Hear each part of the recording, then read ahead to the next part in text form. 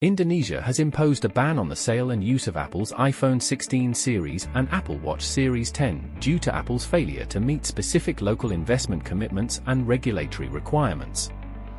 Here's an overview of the situation. First, there is an investment shortfall. Apple committed to investing 1.71 trillion Indonesian rupiah, approximately $110 million, in Indonesia to support local research and development infrastructure. However, the company has only fulfilled IDR 1.48 trillion of this obligation, leaving a shortfall of about 230 billion Indonesian rupiah.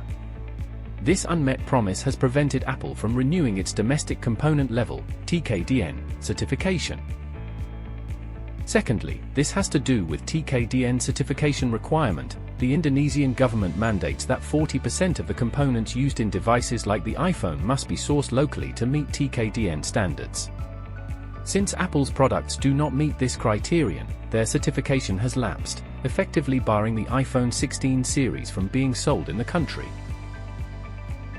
Thirdly, consumer impact. The ban has led to the iPhone 16 series being unavailable on major platforms like Tokopedia and Blibli, as well as on Apple's official Indonesian website. The government has also warned against purchasing these devices through unofficial channels, stating that such sales are illegal.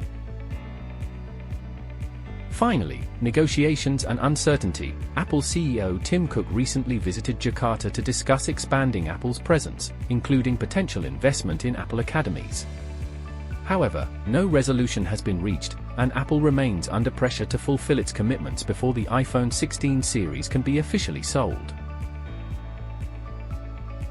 This ban underscores Indonesia's commitment to enforcing local content and investment rules, reflecting its efforts to bolster local industries and ensure compliance from multinational corporations. Whether Apple will fulfill its obligations soon remains uncertain. Here are some positive aspects from Apple's 16 ban to Indonesia. First, it encourages local industry development by requiring a minimum of 40% local content in products. TKDN certification.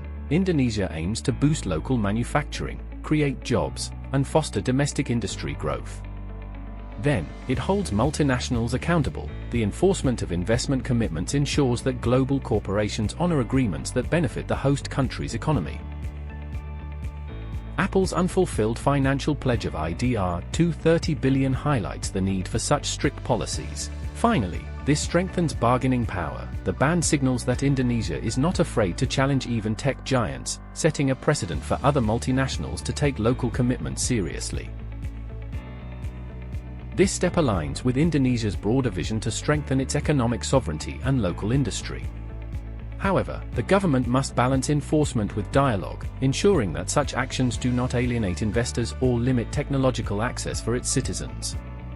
For instance, resolving the Apple issue through constructive negotiations could yield both economic benefits and continued access to global technology.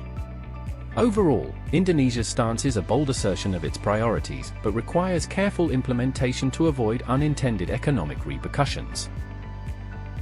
So, what do you think about the steps taken by Indonesia? Leave us your comments below.